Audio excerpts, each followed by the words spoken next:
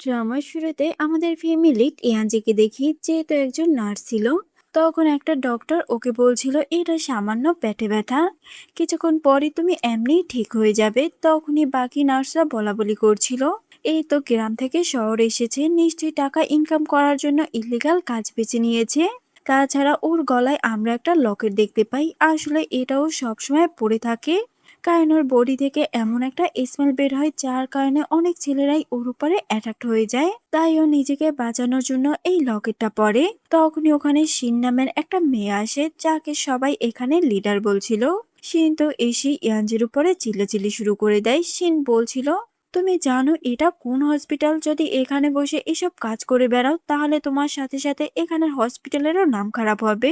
ইয়ানজি তো এগুলো শুনে শিনের কাছে মাপ চায়। ও বলছিল, আমি এখানে কোনো উল্টাপাল্টা কাজ করছি না যাতে হসপিটালের নাম খারাপ হবে। তো সিন এখান থেকে 2 মাস আগে চলে যায়, যেখানে ইয়ানজি তো ওভারটাইম কাজ করার জন্য একটা হোটেলে যায়।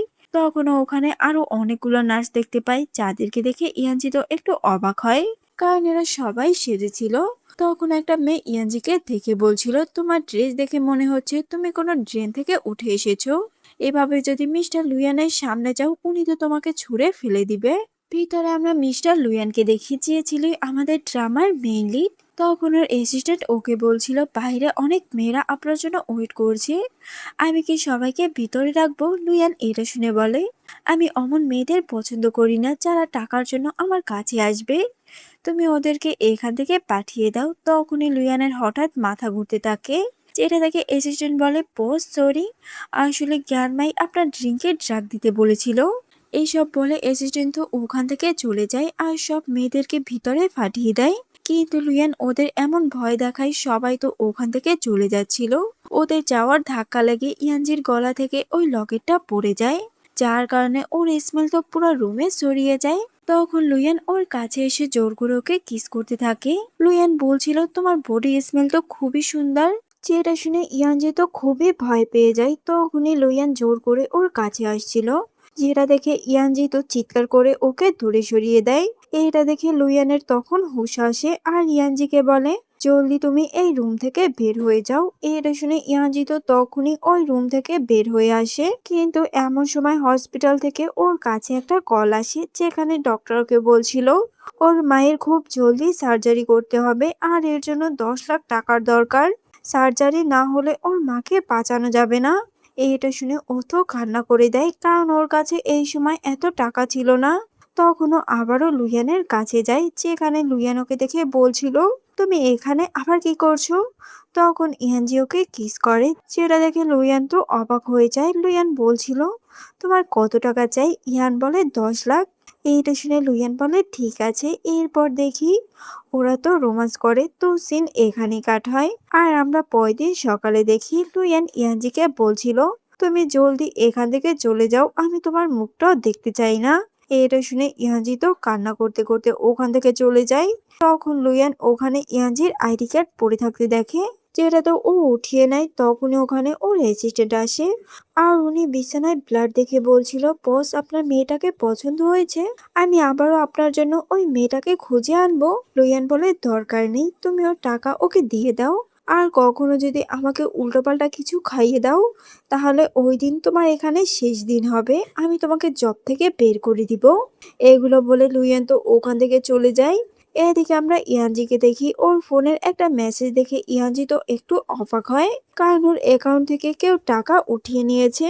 এটা দেখে ওর আন্টিকে কল দেয় আর বলে, আপনি আমার অ্যাকাউন্ট থেকে কেন টাকা উঠিয়েছেন? জানেন না আমি এগুলো আমার মায়ের জন্য জমা করছি? এটা শুনে আন্টি হাসে আর বলে, আমি তো মাত্র 10,000 টাকা উঠিয়েছি, এতে তোমার মায়ের পানির খরচ উঠবে না। তোমার মায়ের জন্য তো এখন অনেক টাকা দরকার। একটা আইডিয়া আমি তোমাকে দেই, তুমি না তোমার ওই গলার লকেটটা খুলে টাকা ইনকাম করা শুরু করো, এতে তুমি খুব জলদি রিচ হতে পারবে। এইটা শুনে ইয়ানজি তো কল কেটে দেয় আর ওখানে বসে অনেক কান্না করে। তো সিন আবারও পেছনটা আসে আমরা ইয়ানজিকে দেখি ওর তো বমি আসছিল, যেটা দেখে শিন বলছিল আমি জানতাম এই মেয়ে প্রেগনেন্ট, বলো এই ইলিগাল বাচ্চাটা কার। ইয়ানজি বলে তুমি এসব কি বলছো, আমি প্রেগনেন্ট না, প্লিজ আমাকে জব থেকে বের করে দিও না। শিন এটা শুনে ওর প্রেগনেন্সি টেস্ট করার কথা বলে, কিন্তু এই ডক্টরটা বলে এখন এসবের সময় নেই, মিস্টার লুয়ান হসপিটালে এসেছে, উনি যদি এসে এসব কাহিনী দেখতে পায় তাহলে অনেক খারাপ হবে। এটা শুনে শিন ইয়ানজিকে নিয়ে ওখান থেকে চলে যায়। এরপর দেখি লুয়ান যখন হসপিটালে আসে, সব নার্সরা তো ওকে দেখে ফিদা হয়ে যায়। ওরা বলছিল আমাদের বস এত হ্যান্ডসাম, ওদের ছোটাছুটির কারণে তো ইয়ানজির গলা থেকে আবার ওই লকেটটা পড়ে যায়। ও তো পড়েই যাচ্ছিল, কিন্তু লুয়ান ওকে ধরে ফেলে। লুয়ান বলছিল আবার ওই স্মেলটা, ওই দিন রাতেও তো আমি যে মেয়ের সাথে ছিলাম তার থেকেও এমন একটা স্মেল আসছিল। তখনই শিন এসে ইয়ানজিকে ওর থেকে দূরে সরিয়ে দেয় আর নিজেই লুয়ানের সাথে পরিচয় হয়। শিন বলছিল আমি খুব ভালো একজন নার্স, আমি কাজে ফাঁকি দেয়া একদমই পছন্দ করি না, সব পেশেন্টদের আমি অনেক খেয়াল রাখি। কিন্তু লুয়ান তো ওর কোনো কথাই শুনছিল না। ও তো ইয়ানজির ওই লকেটটা উঠিয়ে ওকে দেয় আর বলে এটা তোমার না। ইয়ানজি বলে হ্যাঁ। লুয়ান এটা শুনে বলে এটা নিয়ে কখনোই তুমি আমার আর সামনে আসবে না, আমি এটার স্মেল মোটেও পছন্দ করি না। তখনই ওখানে একটা মহিলা আসে ওনার বাচ্চাকে নিয়ে, উনি বলছিল কেউ আমার বাচ্চাকে বাঁচাও, কিন্তু এখানে কেউ ওনার কথাই শুনে না। সবাই তো লুইয়ানকে পটাতেই ব্যস্ত ছিল, যেটা দেখে ইয়ানজি ওই মহিলাটার কাছে যায় আর ওনার বাচ্চার গলা থেকে ক্যান্ডিটা বের করে দেয়। এটা দেখে মহিলাটা তো খুশি হয়ে ওকে থ্যাঙ্কস বলে। এইদিকে লুইয়ান তো ওর এমন কাণ্ড দেখে ইমপ্রেস হয়ে যায়। তো সিন এখানে কাট হয়। এরপর দেখি ইয়ানজিকে ডক্টর বলছিল তুমি তো প্রেগনেন্ট, এইটা শুনে ও তো একদমই অবাক হয়ে যায়। ইয়ানজি বলছিল আমি লুইয়ানের বাচ্চা নিয়ে প্রেগনেন্ট, এটা যদি লুইয়ান জানতে পারে তাহলে নিশ্চয়ই ও আমাকে ছেড়ে দিবে না। এরপর দেখি ইয়ানজি যখন আবারও হসপিটালে আসে তখন ওর হঠাৎ বমি শুরু হয়। এমন সময় পিছন থেকে শিন এসে ওকে একটা থাপ্পড় মারে। শিন বলছিল তোমার এত বড় সাহস, তুমি মিস্টার লুইয়ানকে ফাঁসাতে যাচ্ছ, এজন্যই তো ওই মেয়েটাকে তুমি বাঁচিয়েছিলে না, যাতে মিস্টার লুইয়ানের চোখে তুমি ভালো হতে পারো। ইয়ানজি বলে তুমি আমাকে ভুল বুঝছো, ওই সময় যদি কেউ ওই মেয়ের কাছে না যেত তাহলেও মারা যেত, কিন্তু শিন তো ওর কোনো কথা বিশ্বাস করে না। শিন বলছিল তোমাকে আজকে পুরো স্টাফ রুম ক্লিন করতে হবে, তাও আবার একা একা। অন্যদিকে আমরা লুইয়ানকে দেখি, যেহেতু ইয়ানজিকে নিয়েই ভাবছিল, লুইয়ান বলছিল ওই মেয়েটা অনেকটাই ট্যালেন্টেড, ওর তো নার্স না ডক্টর হওয়া উচিত ছিল। তখনই ওখানে ওর অ্যাসিস্ট্যান্ট আসে আর ইয়ানজির ব্যাপারে ওকে সবকিছু বলে, যে ও তো পড়াশোনায় খুবই ভালো ছিল, কিন্তু কোনো কারণে ও পড়াশোনা ছেড়ে দেয়, যার কারণে ইয়ানজি আজকে নার্স। এইটা শুনে লুইয়ান বলে চলো আমার সাথে। এদিকে আমরা ইয়ানজিকে দেখি, ওকে তো শিন মারছিল, ইয়ানজি তখন ওর পেট প্রোটেক্ট করছিল। এটা দেখে শিনের তো একটু সন্দেহ হয় আর বলে তুমি কি প্রেগনেন্ট, এগুলো বলে ও তো জোর করে ওর প্রেগনেন্সি টেস্ট করায় আর ও তো জেনেও যায় যে ইয়ানজি প্রেগনেন্ট। এটা দেখে শিন তো ওকে হসপিটাল থেকে বের হয়ে যেতে বলে। শিন বলছিল তোমার মতো নোংরা মেয়ে কিছুতেই এই হসপিটালে কাজ করতে পারবে না, জানি না তুমি পেটে কার না কার বাচ্চা নিয়ে ঘুরছো। ইয়ানজি বলে তাহলে আমার এই মাসের স্যালারিটা। শিন বলে আমি কি করে দিব, তোমাকে তো ফায়ার আমি না পর মিস্টার লুইয়ান করেছে। অন্যদিকে আমরা লুইয়ানকে দেখি, ও তো হসপিটালে আসে আর ইয়ানজিকে খুঁজতে থাকে। এইদিকে একটা ডক্টর তখন ওদের কাছে আসে আর বলে তোমরা এখানে একসাথে হয়ে কি করছো, যার যার কাজ করতে যাও, মিস্টার লুইয়ান এসেছে। শিন বলে ডক্টর এই মেয়েটা খুবই খারাপ, এই অন্য কারো বাচ্চা নিয়ে প্রেগনেন্ট, জানি না বাচ্চার বাবাকে, তার উপরে এখন আবার মিস্টার লুইয়ানের উপরে লাইন মারতে চাচ্ছে। এটা শুনে ওই ডক্টরটা তো ইয়ানজিকে বলে তাড়াতাড়ি নিচে চলো, মিস্টার লুইয়ান তোমার সাথে কথা বলতে চাই। যেটা শুনে শিন তো আরো রেগে যায় আর ডক্টরকে উল্টাপাল্টা বোঝাতে থাকে ইয়ানজিকে নিয়ে। যেটা শুনে ডক্টর তো ওর কথার মধ্যে চলে যায় আর উনি এখানে ইয়ানজির সাথে খারাপ ব্যবহার শুরু করে দেয়। তখনই ওখানে লুইয়ান আসে, কিন্তু ও ওখানে ইয়ানজিকে দেখতে পায় না, কারণ ওরা ওকে হাত মুখ বেঁধে লুকিয়ে রেখেছে। লুইয়ান বলছিল সকালে যে মেয়েটা একটা মেয়েকে বাঁচিয়েছিল ওই মেয়েটা কোথায়। শিন বলে ও তো একটা খারাপ লোকের সাথে ডেট করছে, নিশ্চয়ই তার সাথী আছে, ও তো খুবই খারাপ একটা মেয়ে, আপনার উচিত ওকে হসপিটাল থেকে বের করে দেওয়া। লুইয়ান তো এটা শুনে ওকে চুপ হতে বলে। লুয়ান বলছিল, আমি জানি ইয়ানজি কেমন মেয়ে, তোমাকে ওকে নিয়ে কিছু বলতে হবে না। এগুলো বলে লুয়ান তো ওখান থেকে চলে যায়। লুয়ান যাওয়ার পরই শিন ওরা ওকে আবারও ওখান থেকে বের করে। শিন বলছিল, মিস্টার লুয়ান একে নিয়ে এত কেন ভাবছে? আবার উনি ওর বাচ্চার বাবা না তো? যেটা শুনে ডক্টর তো ভয় পেয়ে যায়। উনি বলছিল, যদি এটা হয় তাহলে মিস্টার লুয়ান কিন্তু আমাদের ছাড়বে না। শিন বলে, আরে ভয় পাওয়ার কিছু নেই, আমি এর এমন অবস্থা করব যে মিস্টার লুয়ান ওকে দেখে রিজেক্ট করে দিবে। এগুলো বলে শিন তো ইয়ানজির গলা থেকে ওই লকেটটা খুলে আনে। তখনই ওর বডি স্মেল ওখানে ছড়িয়ে পড়ে। ডক্টর বলছিল, আমি এর আগে কখনোই এমন স্মেল পাইনি। শিন বলে, আপনি এই সাথে কিছু করতে চান তাহলে করতে পারেন। এগুলো বলে এরা তো জোর করে ইয়ানজিকে নিয়ে ওখান থেকে চলে যায়। অন্যদিকে আমরা লুয়ানকে দেখি, ও তো জ্ঞানমার বাড়িতে আসে। ও এখানে এসব দেখে বলছিল, জ্ঞানমা এগুলো কার জন্য? জ্ঞানমা বলে, এগুলো সব আমার গ্র্যান্ড ডটার ইন লর জন্য। ওকে আমি খুঁজে পেয়েছি, তুমি ওই রাতে যে মেয়ের সাথে রাত কাটিয়েছিলে। লুয়ান তো এটা শুনে অবাক হয়ে যায়। জ্ঞানমা বলে, তুমি আমাদের হসপিটালেরই নার্স ইয়ানজির সাথে নাইট স্পেন্ড করেছো, আর ও তো এখন প্রেগনেন্ট। লুয়ান তো এটা শুনে তাড়াতাড়ি হসপিটালে আসে আর ইয়ানজিকে খুঁজতে থাকে। এদিকে আমরা ইয়ানজিকে দেখি, যাকে তো জোর করে একটা রুমের মধ্যে নিয়ে আসে। ডক্টরটা বলছিল, আমি একে অনেক আগে থেকেই পছন্দ করি, আজ ফাইনালি ওকে নিজের করে পাবো। ইয়ানজি তো ওদেরকে এইসব করতে মানা করছিল, কিন্তু ওর কথা কেউ শুনছিল না। অন্যদিকে লুইয়ানকে দেখি, ও তোকে সব জায়গায় খুঁজছিল। কার্টার এসে বলছিল, আমরা ওনাকে সব জায়গায় খুঁজছি কিন্তু কোথাও পাচ্ছি না। লুইয়ান বলে, আমি জানি না, তোমরা ওকে যেখান থেকে পারো খুঁজে বের করে আনো। এইদিকে ডক্টর তো ইয়ানজির সাথে বাজে কাজ করার ট্রাই করছিল, আর ইয়ানজি ওকে ছাড়তে বলছিল। এদিকে এসব কিছুর ভিডিও শিন করছিল। তখনই ওখানে একটা মেয়ে আসে আর শিনকে বলে, মিস্টার লুয়ান আবারও হসপিটালে এসেছে, উনি কিন্তু ইয়ানজিকে সব জায়গায় খুঁজছে। এটা শুনে ডক্টর তো ভয় পেয়ে যায় আর ইয়ানজিকে ছেড়ে দেয়। তখনই ওখানে লুয়ান আসে, যাকে দেখে শিন বলছিল, বস আপনি এখানে কি করছেন? কিন্তু লুয়ান তো ওর কোনো কথা শুনে না আর গার্ডদের বলে এই রুমটা ভালোভাবে খুঁজতে। কিন্তু ওরা তো এখানে ইয়ানজিকে কোথাও পায় না, যেটা দেখে শিন তো খুবই খুশি হয়। তখনই ওখানে লুয়ান একটা প্রেগনেন্সি কিট পায়, যেটা দেখে ও তো খুবই রেগে যায় আর ডক্টরকে জিজ্ঞাসা করে, ইয়ানজি কোথায়? শিন বলে, আমরা কিভাবে জানবো ও কোথায়? আবারও ও তো এখানে ইয়ানজি নামে বাজে বাজে কথা শুরু করে, যেটা শুনে এবার ওর অ্যাসিস্ট্যান্ট তো শিনকে একটা থাপ্পড় মারে আর বলে, মুখ একদমই বন্ধ রাখবে। এরপর লুয়ান তো ওকে খুঁজতে অন্য জায়গায় চলে যায়। তো সিন এখানেই কাট হয়। অন্যদিকে আমরা ইয়ানজিকে দেখি, ও তো ওখান থেকে পালিয়ে ওর রুমে এসেছে। আসলে ও তো টয়লেটের ওখান থেকে পালিয়েছিল। তখনই ওর রুমে লুয়ানও আসে, যাকে দেখে ইয়ানজি তো একদমই অবাক হয়ে যায়। ইয়ানজি বলছিল, বস আপনি এখানে? ও এটা চেক করতে এসেছেন যে আমি কাজ করছি কিনা? আমি এখনই কাজ করতে যাচ্ছি। কিন্তু লুইয়ান তো ওর রুমের ভিতরে আসে আর একটা চেয়ারের উপরে বসে, কিন্তু ওখানে তো খেলনার জিনিস রাখা ছিল, যেটা দেখে ইয়ানজি তো লজ্জা পেয়ে তাড়াতাড়ি ওগুলো দূরে সরিয়ে দেয়। তখন লুইয়ান ওখানে কিছু খাবার দেখতে পায়, যেটা দেখে লুইয়ান বলছিল, তুমি এগুলো খাও। ইয়ানজি বলে, হ্যাঁ, এই কিমচিটা অনেক টেস্টি, আমার মা আমার জন্য বানিয়েছে, আপনি একবার খেয়ে দেখতে পারেন। লুইয়ান বলে, তুমি লাঞ্চে আর কিছু খাও না? ও বলে, না, শুধু এগুলোই। তখনই ওর রুমে শিন এসে জোরে জোরে ধাক্কা মারে আর চিল্লিয়ে ওকে দরজা খুলতে বলছিল। এটা শুনে ইয়ানজি তো ভয় পেয়ে যায় আর লুয়ানকে লুকিয়ে রেখে দরজা খুলে। শিন তো এসে ওর উপরে চিল্লাচিল্লি শুরু করে। শিন বলছিল, তার মানে তুমি টয়লেট থেকে পালিয়ে এখানে এসেছো? শিন তো এসে ওর উপরে চিল্লাচিল্লি শুরু করে দেয়। শিন বলছিল, তার মানে তুই টয়লেট থেকে পালিয়ে এখানে এসেছিস, তোর কাজগুলো কে করবে? ইয়ানজি তো এটা শুনে ওকে সরি বলে।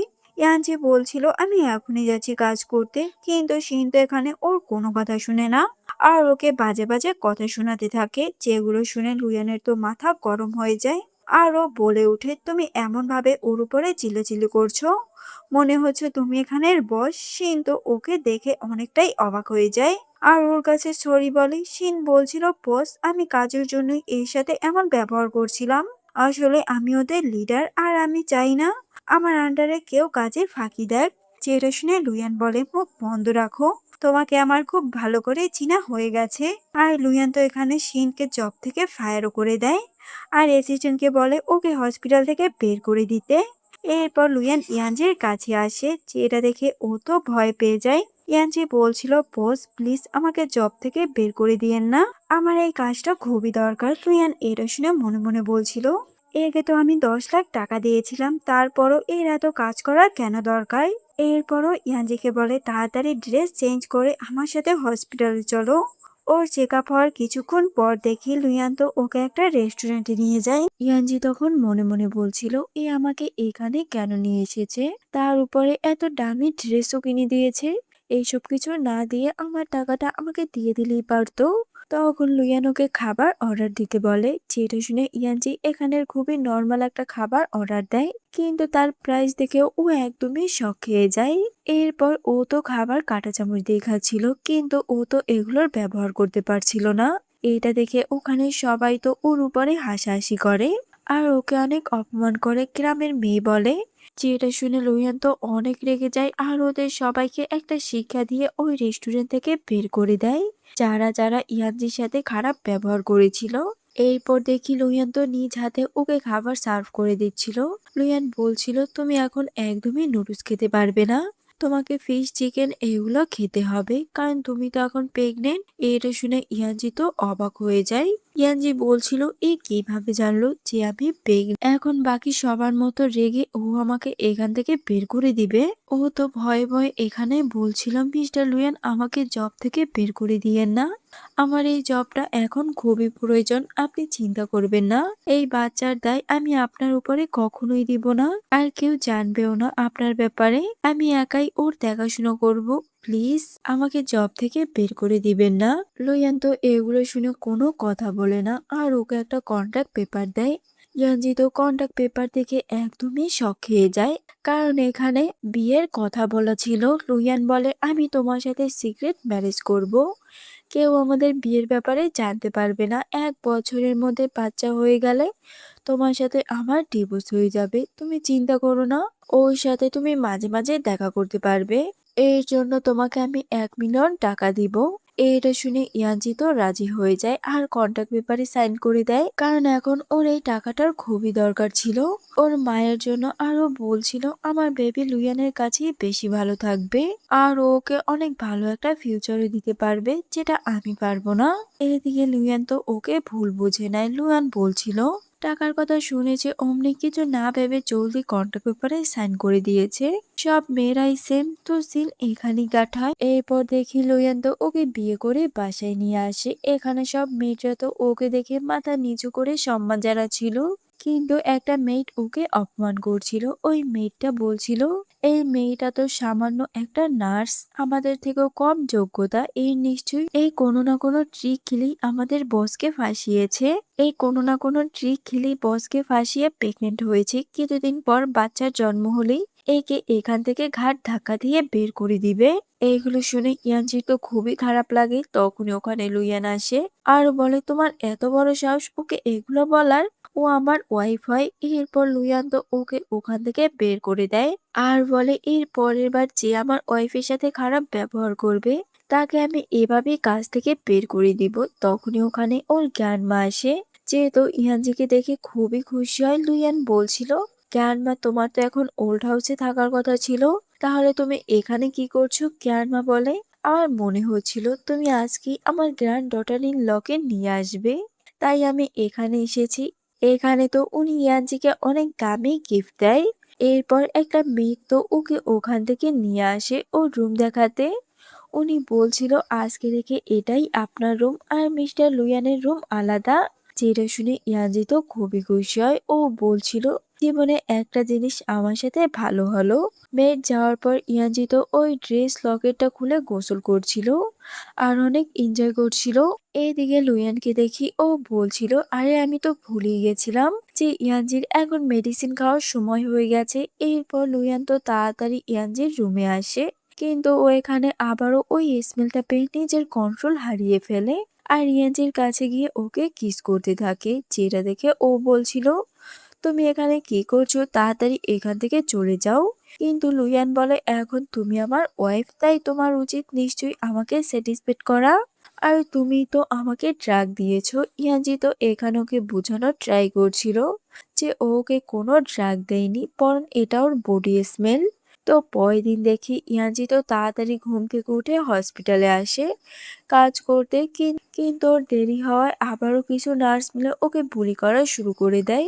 ওরা বলছিল তোমার জন্যই শিনকে হসপিটাল থেকে বের করে দিয়েছে, আমরা কিছুতেই তোমাকে ছাড়বো না।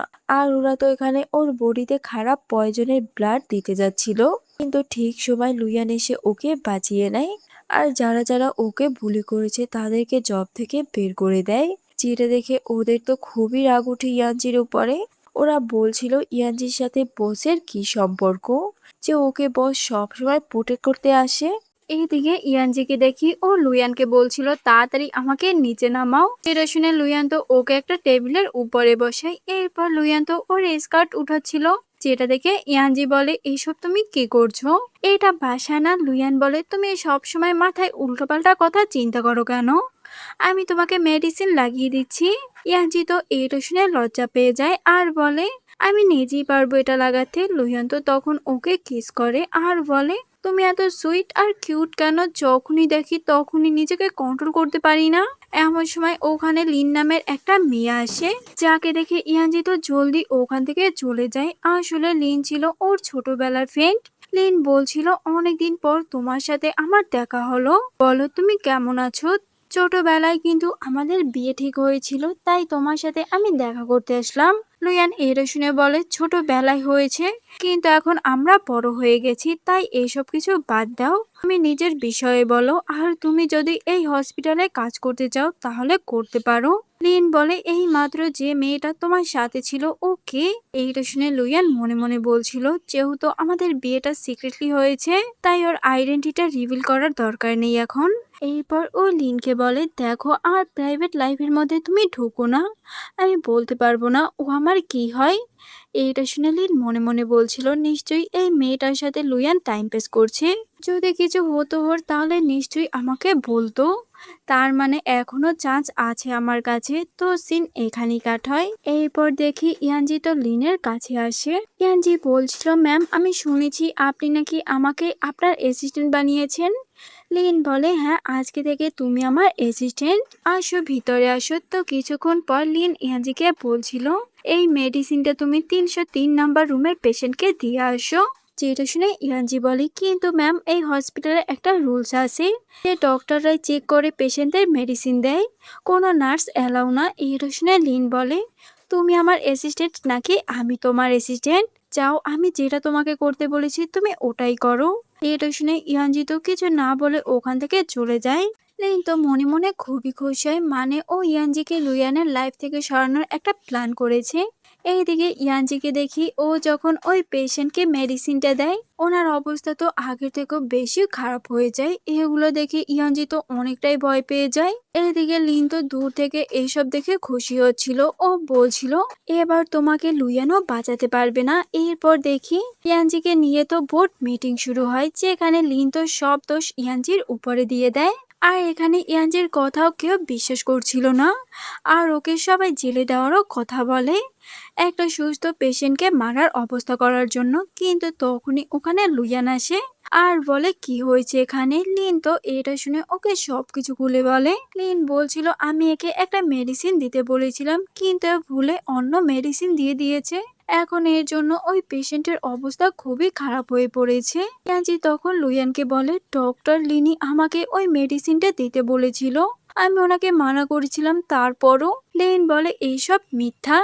যেটা শুনে লুয়ান তো সবাইকে একটা ভিডিও দেখায়, যেখানে লিন নিজেই ইয়ানজিকে ওই মেডিসিনটা দিতে বলেছিল। এখানে তো ও পুরোপুরি এক্সপোজ হয়ে যায়। তো সিন এখানেই কাট হয়। এরপর দেখি লুয়ানের অ্যাসিস্ট্যান্ট তো ইয়ানজিকে লাঞ্চ দিয়ে যায়। ইয়ানজি যখন খাবার খাচ্ছিল তখনই ওখানে ওর কলেজের সিনিয়র আসে, যে তো এখন এই হসপিটালে জব করে। ইয়ানজি তো সিনিয়রকে দেখে খুবই খুশি হয় আর ওর সাথে বসে খাবার খেতে বলে। এখানে তো ওরা অনেক হেসে হেসে কথা বলছিল, এমন সময় ওখানে লুয়ান আসে। ও তো ইয়ানজিকে অন্য একটা ছেলের সাথে এভাবে হেসে হেসে কথা বলতে দেখে অনেক জেলাস হয়, আর তাড়াতাড়ি ইয়ানজিকে কোলে তুলে অফিস রুমে নিয়ে আসে আর কিস করতে থাকে। ইয়ানজি তো এখানে ওকে থামতে বলছিল, বাট ও তো থামি না। এদিকে লুয়ান বলছিল ইয়ানজি তো আমার কাছে একটা সামান্য মেয়ে, তারপরও ও কোনো ছেলের সাথে কথা বললে আমার এত কেন জেলাস হয়? এরপর দেখি লুয়ান তো ইয়ানজির বডি স্মেলের ব্যাপারেও জানতে পারে, যে ওই দিন কেন ও ওকে দেখে নিজের কন্ট্রোল হারিয়ে ফেলেছিল। লুয়ান বলে, ওই দিন রাতে নাইট স্পেন্ডের পর তো আমি তোমাকে টাকা দিয়েছিলাম, তারপরও তুমি কেন এত জব করো? ইয়ানজি বলে, আমি তো কোনো টাকা পাইনি, আর ওই টাকা আমি আমার মায়ের সার্জারির জন্য চেয়েছিলাম। এটা শুনে লুয়ান তো অবাক হয়ে যায়, আসলে অ্যাসিস্ট্যান্ট তো এখানে ভুল ভেবে ওর টাকা অন্য আরেকজনকে দিয়ে দিয়েছিল, কারণ ওই দিন ইয়ানজি তো অ্যাক্সিডেন্টলি ওই রুমে এসেছিল, তাই ওনার কাছে ইয়ানজির কোনো লিস্ট ছিল না। এখানে তো লুয়ান ওর ভুলটা বুঝতে পারে আর ওর কাছে মাপ চায়। তো কিছুদিন পর দেখি লুয়ান ওকে বলছিল, আমি তোমার মমের ভালো চিকিৎসার জন্য অন্য একটা হসপিটালে পাঠিয়ে দিয়েছি, এখন তোমার মম আরো জলদি ঠিক হয়ে যাবে। এটা শুনে ইয়ানজি তো খুবই খুশি হয় আর ওকে থ্যাঙ্কস বলে। তো লাস্ট সিনে দেখি ইয়ানজির তো টুইন্স বেবি হয়, আর ওরা তো এখন একজন আরেকজনের কাছে ভালোবাসার কথা স্বীকার করে নিয়েছে আর সারা জীবন একসাথে থাকার প্রমিস করেছে। তো এখানে এই ড্রামাটার হ্যাপি এন্ডিং হয়।